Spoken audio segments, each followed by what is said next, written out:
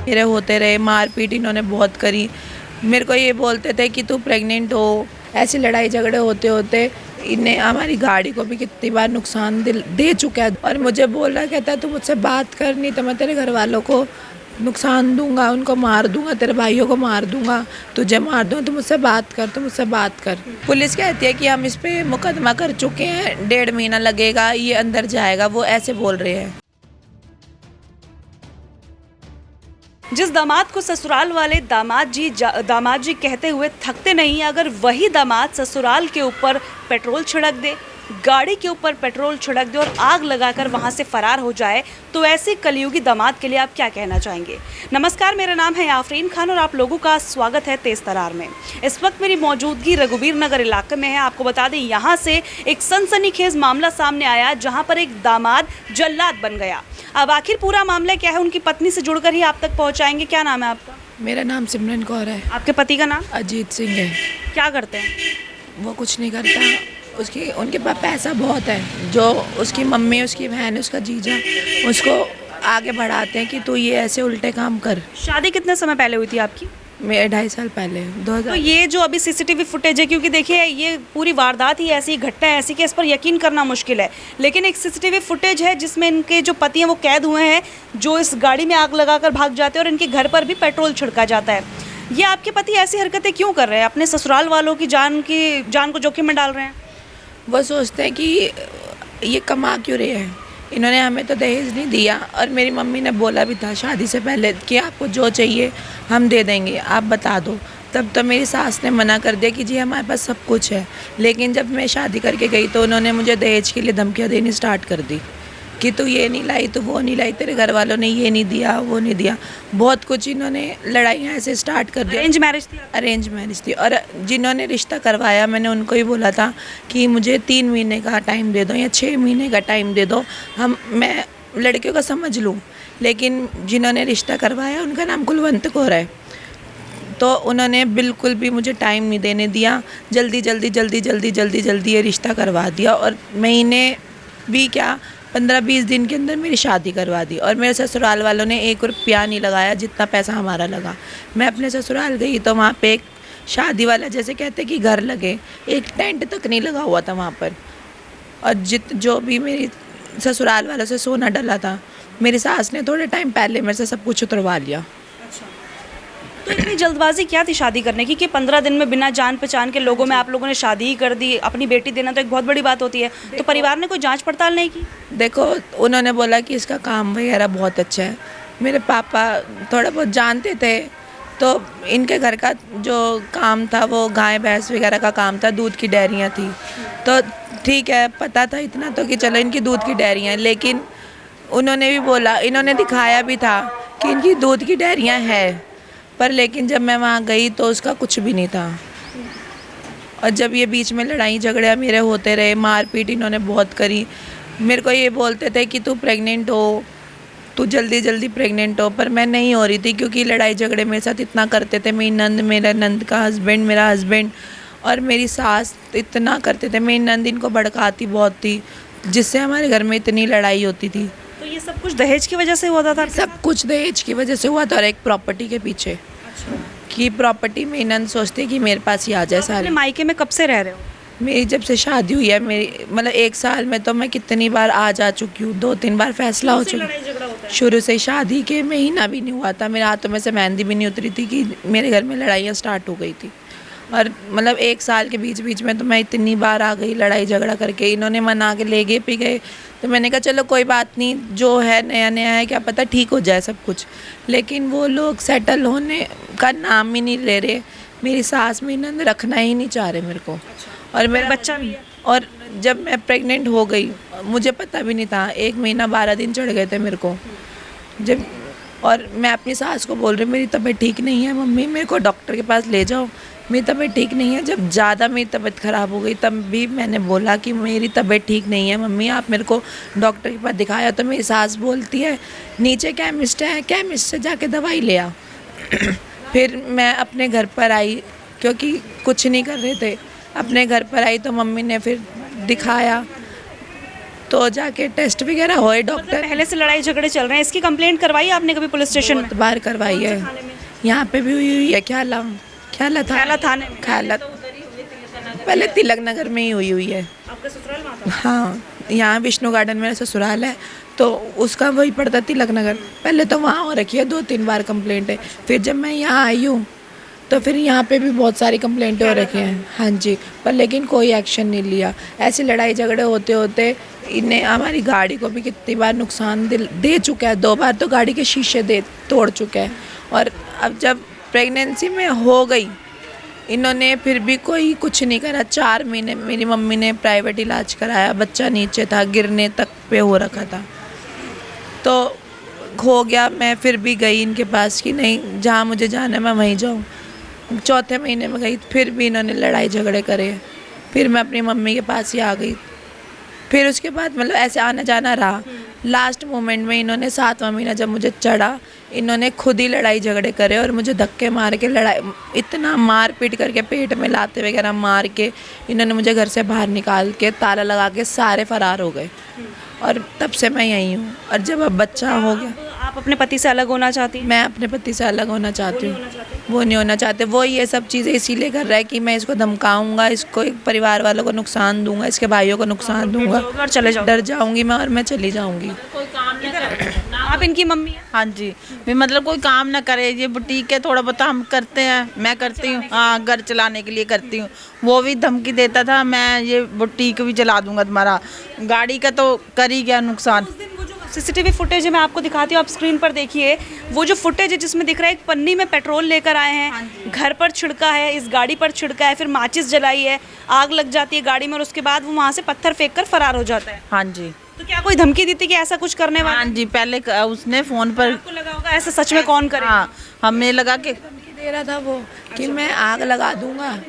पर आपको यकीन ही नहीं होगा, हाँ, ऐसा थोड़ी कर सकते। और मुझे बोल रहा, कहता तू मुझसे बात कर, नहीं तो मैं तेरे घर वालों को नुकसान दूंगा, उनको मार दूंगा, तेरे भाइयों को मार दूंगा, तुझे मार दूंगा, तू मुझसे बात कर, तू मुझसे बात कर। ये मेरा हस्बैंड है। ये गन के साथ? हाँ जी। क्रिमिनल है? कोई रिकॉर्ड है इनका पहले? हाँ, पहले हो रखा है, लेकिन पुलिस वाले ओपन नहीं कर रहे। अच्छा, ये शादी से पहले भी जेल में बंदा हो चुका है, किस जुर्म में? लड़ाई झगड़े में। लड़ाई झगड़े में? हाँ जी। आप लोगों को ये बात नहीं पता थी? धोखाधड़ी से शादी करवाई गई? धोखाधड़ी से करवाई है हमें। को उन जड़े मुंडे दी चाची है जिन्होंने रिश्ता कराया, उनको सब पता था, पर उन्होंने भी हमारे से बिल्कुल लुको रखा, कुछ नहीं बताया हमें। अब इतना कुछ हो गया, कोई आके देखो खड़ा नहीं हुआ, कोई नहीं आया, कोई भी नहीं आया कि क्या हुआ है क्या नहीं हुआ, कुछ नहीं आया। और पैसे दे के उन्होंने पुलिस वालों से छुड़वा भी लिया और छूट भी गया? छूट गया। रात को भी घूम रहा था।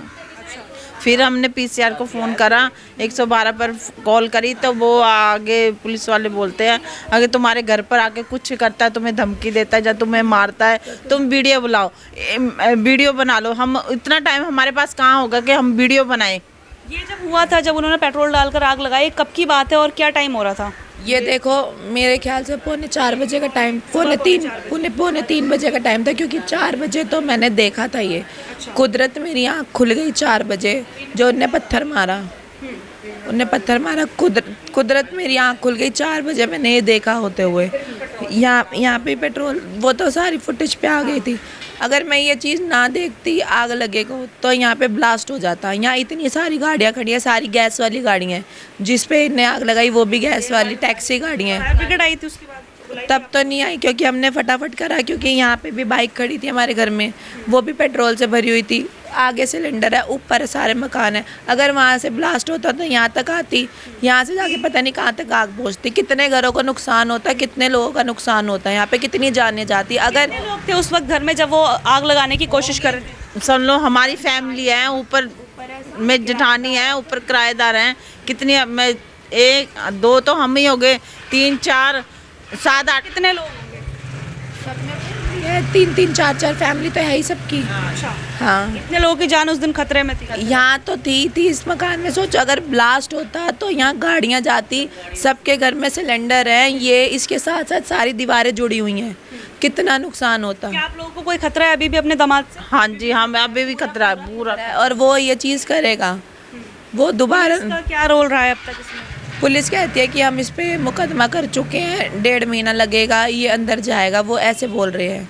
पर 1.5 महीने से पहले क्या पता कुछ कर जाए, हमें तो डर है। हम तो रात को सो भी नहीं रहे हैं, ना भाई सो रहे हैं, सबका काम छूट गया, छोटे भाई का भी, बड़े भाई का भी, मेरा भी, सब कुछ खत्म हो गया मैडम। मैं जो बुटीक का कोई खर्चा वगैरह नहीं देता आपका पति? जो एक बच्चा जब से हुआ है मैडम, ना तो मेरी सास ने आके देखा, ना मेरे पति ने 1 रुपया भी नहीं दिया, 1 रुपया भी जिसे कहते हैं। और मेरी सास वैसे इतना पैसा लौटाती है, अभी भी इसकी बेल करवाई है 50,000 रुपये दे के, लेकिन पोते के लिए 1 रुपया नहीं निकला। मैं कहती हूँ मुझे तो क्या पूछना, अपने पोते को भी नहीं पूछती है वो। हाँ, और अब मेरी नंद का, उसकी बेटी का पूरा करती है। तो फाइनल डिसीजन आपको वापस नहीं रहना उनके मुझे नहीं रहना मैडम, मैं ऐसे के साथ कैसे रहूँ? मेरे को तो वहीं जला दे, मेरे को तो बच्चा रख के मुझे तो वहीं जला दे जी, हमें नहीं पता ऐसे के साथ कैसे रह सकूं। मेरी सास भी ऐसी, मेरी नंद भी ऐसी, नंद का पति भी ऐसा, मेरा पति भी ऐसा। अब वो लोग तो आगे नहीं होते, लेकिन इसको आगे करके ये सारा करवाते हैं कि लोगों पे नाम आए कि लोगों ने करा है, हमने कुछ नहीं करा, वो ऐसे सोचती है। अब यहाँ पे ये है कि हमें भी खतरा है, मेरे पड़ोसियों को भी खतरा है, सबको खतरा है, क्योंकि वो नुकसान करेगा। अगर मैं ये भी करेगा वो, हमें श्योर है वो करेगा। मैं फ़ोटो दिखा देती हूँ उनकी कि क्या कौन कौन है। मेरी जितनी फैमिली है बाहर जाने के लिए डर रही है कि बाहर जाएंगे, और बाहर फैमिली को खतरा है, पूरी फैमिली को खतरा है मैडम, पड़ोसियों तक को खतरा है कि हम बाहर जाएंगे। उस बेल तो हो चुकी है कि वो बाहर से कुछ ना कर दे, यहाँ नहीं आ सकेगा, लेकिन बाहर तो कर ही सकता है। बाहर पुलिस क्या कर लेगी? कुछ नहीं। पुलिस वैसे बोल चुकी है कि हाँ भाई बाहर वो घूम रहे तो हम कुछ नहीं कर सकते। तो वो अब आप लोगों को देखना पड़ेगा, अपनी सेफ्टी खुद करनी पड़ेगी। पुलिस ने ये ऐसे कहती है। हाँ, कौन से ऑफिसर ने कहा, कुछ नाम पता? अगर आपको कहते करनी है तो आप कोर्ट से परमिशन लो, तो आपको कुछ सेफ्टी करेंगे, वो ऐसे बोलते। और जो दहेज के लिए इन्होंने बोलते थे मेरे को कि तूने मुझे बाइक नहीं दी, मुझे फ़ोन नहीं ला के दिया, हमने गाड़ी ली थी, तो उनको इतना वो हुआ था कि इन्होंने गाड़ी ले ली। मतलब इतने लालची हैं लोग, किसी को खाते हुए नहीं देख सकते, हमें तो खाते हुए देख ही नहीं सकते। 1 रुपया खुद देने तो क्या, हमें भी नहीं खाने दे रहे हैं ये लोग। मतलब मुझे पता है, हमें पता है मेरी फैमिली ने बच्चा कैसे पाला है, हमें पता है। अब वो जरिया भी तोड़ गया कि हम कुछ खा लें। कैब चलाते थे आप? कैब चलाते थे, काम करने के लिए हमने गाड़ी ली थी कि चलो काम कर लेंगे, पर लेकिन वो उस चीज़ को भी जला गया। अब हमारे पास कुछ नहीं है मैडम कि हम एक रोटी खा सके। पहले बहुत मुश्किल से हम खाना वाना खा रहे थे, लेकिन अब वो ये भी कर गया। अब खाने के लिए 1 रुपया नहीं होता हमारे पास, बहुत मुश्किल से। और वकील करे तो कहते हैं कि पैसा चढ़ेगा, पैसा पैसा पैसा। गाड़ी भी किस्तों पे ही है मैडम, अभी गाड़ी को टाइम भी नहीं हुआ था, किस्तें भी पूरी नहीं गई थी अभी 2 साल ही हुए गाड़ी को लिए। कौन गाड़ी नहीं थी, अभी 2.5-3 साल और पड़े किस्तें देने के लिए। अब किस्तें भी जाएंगे, कहाँ से करेंगे मैडम? कुछ भी नहीं है। मैं आपको एक बार तस्वीरें दिखाने की कोशिश करती हूँ। ये वो घर है जहाँ पर पेट्रोल छिड़का गया था, वो सीसीटीवी फुटेज भी आपको दिखाऊंगी। और ये वो कार है जिसके अंदर पेट्रोल छिड़का जाता है, जिसके ऊपर पेट्रोल छिड़का जाता है, और फिर इसमें आग लगाकर वो शख्स यानी कि इनका पति जो है फ़रार हो जाता है। ये आप देख भी सकते हैं यहाँ पर। और कहीं ना कहीं ये बेहद ही हैरानी वाला है, जैसा कि मैंने कहा कलयुग है, और यहाँ पर रिश्तों पर भरोसा करना बहुत ज़्यादा मुश्किल हो जाता है। लोग शादियाँ करने से डरने लगे हैं, क्योंकि न जाने किसी की पत्नी ऐसी निकल रही है, किसी का पति ऐसा निकल रहा है, तो लोगों के मन में शादी को लेकर भी एक डर हमें देखने को मिल रहा है। पूरा मामला हमने आपको दिखाया है, पुलिस की भूमिका क्या कुछ रही है, परिवार क्या कुछ कह रहा है। हालांकि इसमें हमारी कोई भी पर्सनल राय मौजूद नहीं है और ना ही हम कोई आरोप लगा रहे हैं। अगर इनके पति ये वीडियो देख रहे हैं और वो अपना पक्ष रखना चाहते हैं तो वो भी हमसे कांटेक्ट ज़रूर करें, हमारे नंबर आपको स्क्रीन पर ही दिख जाएंगे। लेकिन कहीं ना कहीं आप देखिए, एक लड़की जिसकी शादी होती है, बहुत सारे सपने वो मन में संजो कर जाती है अपने ससुराल, लेकिन अगर ससुराल में सास ऐसी मिल जाए, पति ऐसा मिल जाए जो दहेज के लिए एक लड़की को मारे पीटे, तो इससे ऐसे ससुराल वालों के लिए आप क्या कहना चाहेंगे? वाकई में कहा जाता है ये कलयुग है और यहाँ पर हर वो चीज़ हो सकती है जो आप कभी सपने में भी नहीं सोच सकते। इस पूरे मामले को लेकर आपकी जो कुछ भी राय है आप कमेंट बॉक्स के माध्यम से हमारे साथ ज़रूर शेयर कीजिएगा। आज के लिए इतना ही, मुझे दीजिए इजाज़त। दिल्ली से कैमरा पर्सन नरेश कुमार के साथ मैं आफरीन खान। अगर आपको हमारी ये वीडियो पसंद आई हो तो इसे लाइक एंड शेयर करना बिल्कुल भी ना भूलें। इसके साथ ही हमारे चैनल तेज तरार को जरूर सब्सक्राइब करें और हाँ, बेल आइकन को दबाना बिल्कुल भी मत भूलिएगा, जिससे दिल्ली से जुड़ी तमाम खबरों की नोटिफिकेशन सबसे पहले आप तक पहुंचे।